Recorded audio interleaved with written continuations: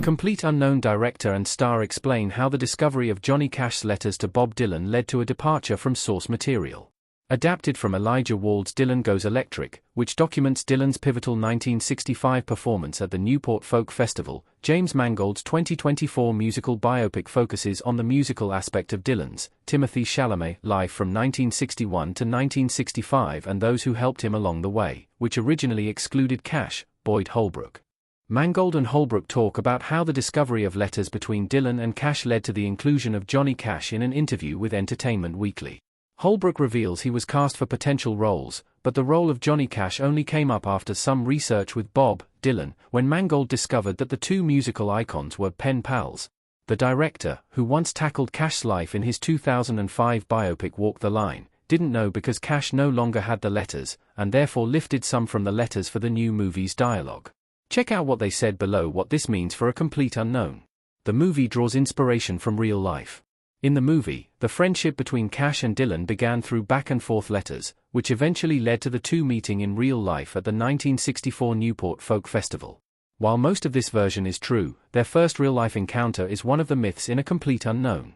According to Dylan's eulogy for Cash, they met each other long before the '64 Newport Folk Festival.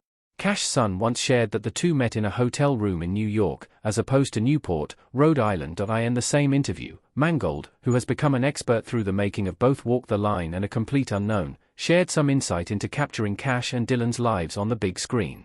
He shared that even though Johnny Cash is in both, the two biopics offer entirely different perspectives. Check out what the director said about Johnny Cash's role in Bob Dylan's musical life. Holbrook's comments about how the two relate to each other as road dogs traveling in the isolation of maximum fame shed some light on A Complete Unknown's take on their friendship.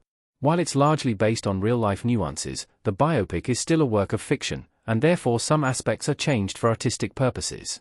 Our take on A Complete Unknown's Johnny Cash inclusion.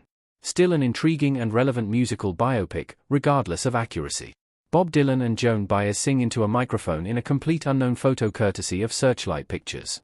The significant first meeting between Dylan and Cash isn't the only piece of fiction in the movie. In fact, the film changed many important relationships Dylan had, as Joan Baez didn't meet Dylan at an open mic night, nor was she an up-and-coming artist.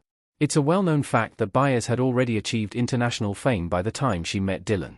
However, these changes have served to tell a more relevant story while introducing Dylan's music to another generation of music lovers. A Complete Unknown currently has a 96% audience approval rate and 79% critic approval rate on Rotten Tomatoes, with many entranced by the nuanced and fascinating relationships depicted in the movie. In Screen Rant's review of A Complete Unknown, May Abdelbaki praised Chalamet's solid performance, the lasting impression Barbaro leaves as Joan Baez, and Edward Norton's interesting contrast as Pete Seeger.